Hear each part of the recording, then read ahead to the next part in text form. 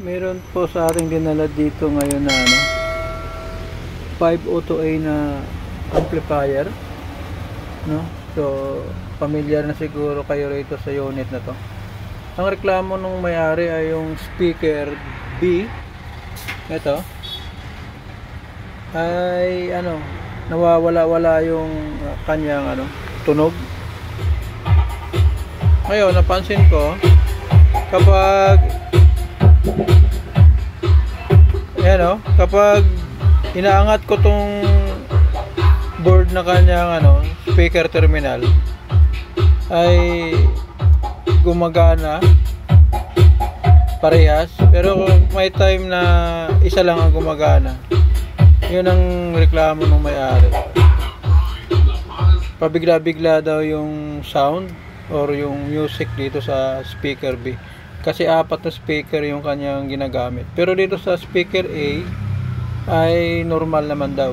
Dito lang ang reklamo niya. So, check natin itong mga terminal niya kung ano nangyari dito. Kung kailangan magpalit or i-resolder na lang muna natin. Okay.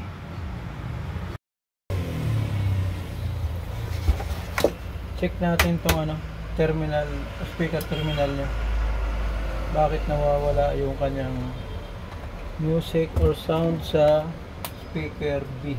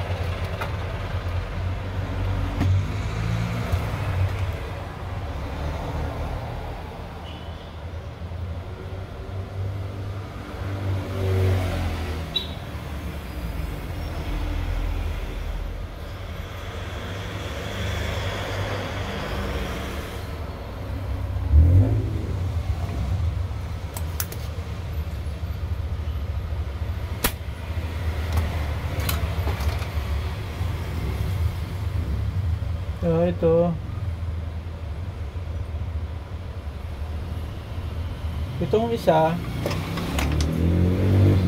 ay parang pumapatong na lang pala yung hinang niya sa kanyang copper clad. Kaya pala yun ang nararamdaman ng may-ari. Kasi walang bakas ng pag kintab or kapit ng tingga dun sa kanyang copper clad. So dito lang din ang problema talaga niya.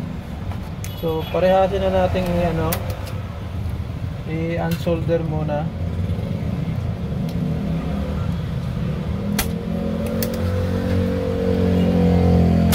Para ma-refresh yung mga hinang niya. Ang laki-laki ng hinang pero hindi siya nakakapit.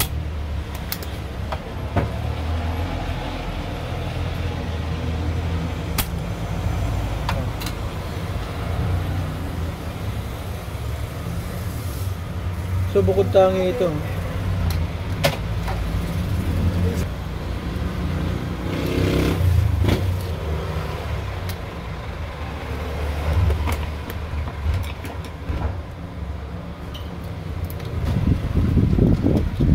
Kikis-kisin lang natin to para kumapit ng maigi.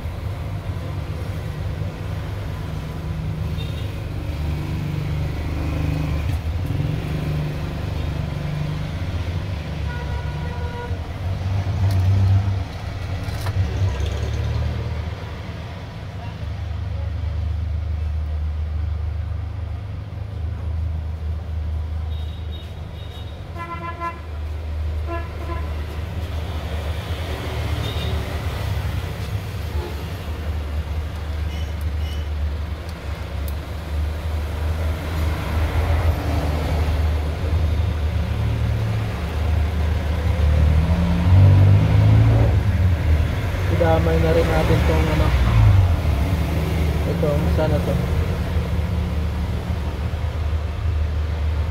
itong speaker A, para ma-refresh na rin yung kanyang hinang.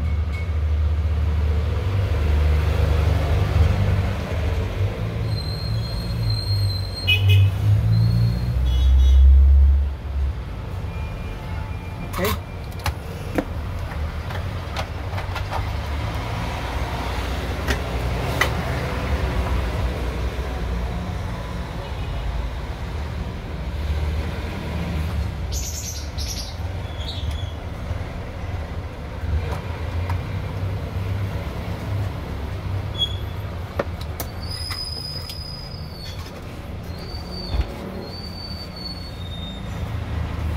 Kapit tayo ng speaker.